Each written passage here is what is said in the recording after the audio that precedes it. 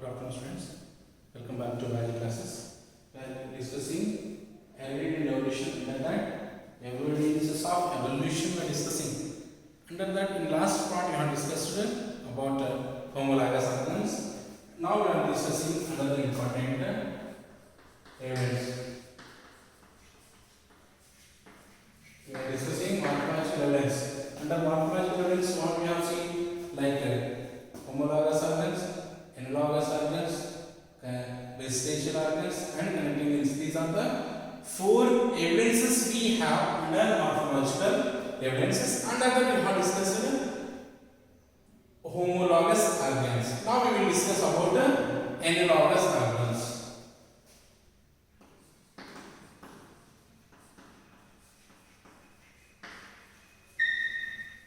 What is analogous organs? So analogous organs are nothing but the organs which shows different in their structure, embryonic origin, but they looks or their appearance is similar and their function is similar.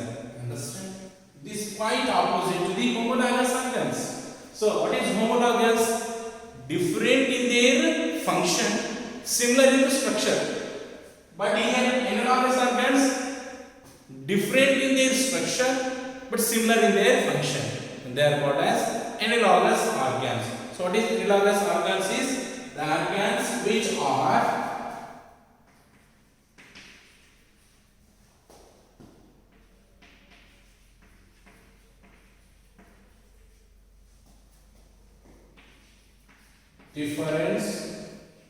different in their structure and origin, that is embryonic origin,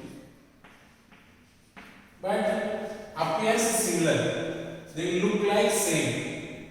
Appears similar and function is same. Function also similar. And what we are called as analogous organs. So what is analogous organs means? The organs which are different in their structure. Their structure is totally different and their origin is also different. But even though their structure is different, their origin is different, but they all together looks similar. They all are looking similar and their function also similar. And they are called as analogous organs. So what are the examples of analogous organs? Example, the wings of insects and bird, and also the wings of bats and birds. So now we have to compare in between these two types of organs. If you observe, in case of insects, the insects and birds when compare, the insects, their wings are made up of chitin and there is no any skeletal support for them. Understand? For the insects, the wings are made up of chitin membrane and they do not have any structural or skeletal support to them, but that wings are useful in flying. That is the common function. And in case of birds, the wings are consisting of feathers which are supported by the bones, so that helps in flying. Is it or not? Here the bird's wings are very strong, but the insect wings are very weak. Their structure, if you observe, they are made up of chitin structure that makes to the very thin wings in case of insects. In case of birds, they are made consisting of feathers which are attached to the bones, supported by the skeletal system. But the both are different in their structural origin. But what is the use of the wings in the insect is to fly, And in case of birds also helps to fly. Their structure is different, but their function is same. That's why they are called as analogous organs. And next to the wings of the bat and the wings of the birds. If you observe, bat is mammalian, external. It gives milk to their babies. It is a mammalian. That is one case. And if you observe, the bat wings, in between the fingers, there we can find the skin fold. The skin is folded in between the wings, the fingers of the bat. And these folded skins are called a patagium, which is found in case of a bat. But these kind of structures or patagium is found in between the feathers of the bird, not found. So their structure is different, but because they consisting of folded skin in between the fingers, but helpful in the flying. Whereas in case of birds, they covered off wings and that helps to fly from one place to another place. That's why even though their both structure is different. See, here it is the bat wing and this is the bird wing. If you observe the bat, in between the fingers you can see the skin is found, the folded skin is found in between. Just like a duck, like how the duck feet also having skin folding helps to swim. The frog also having the skin foldings that helps to swim. In the same manner, these also consisting of skin foldings in between the fingers that help it to fly.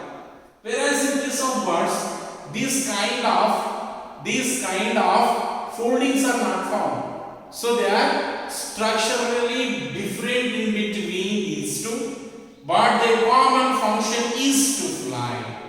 And the bat uses the wings to fly, bird uses its wings to fly, insects use their wings to fly. Anyhow, they are structurally different, origin is different, but they were using them to fly from one place to another place. That's why they are called as analogous organs. Here, if you observe in case of homologous organs, we have seen they have common ancestor. Common ancestor is formation of digits is the common ancestor. So this type of evolution is called as divergent evolution. What do we call it as? Divergent evolution. Why they are called divergent evolution? Even though they have common ancestor, but they perform different function. That's why they are called as divergent evolution. Whereas in case of analogous organs, they do not have common ancestor, external, but the function is similar. So that type of evolution is called as convergent evolution. So they were converted to common function. They were diverted into different function. That's why it is divergent evolution and it is a convergent evolution. This is what we can see the evolution is occurred by the homologous organs as well as analogous organs. And we can see that under morphological evidences, homologous and analogous organs are the organs that gives the evolutionary relationship how it is occurred, and homologous is a divergent. Why it is divergent means with common ancestor different function. Convergent means different ancestor common function. That is the evolution is occurred and we can call as analogous organs. Now under morphological evidence, let us see one more type of evidence we have. That is vestigial organs. Vestigial organs. So vestigial organs are the organs which are non-function at present but function and well developed in ancestor organisms, and they are called as vestigial organs. So the organs which are non-function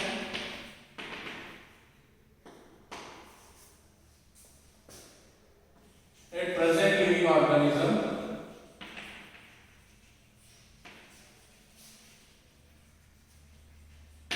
but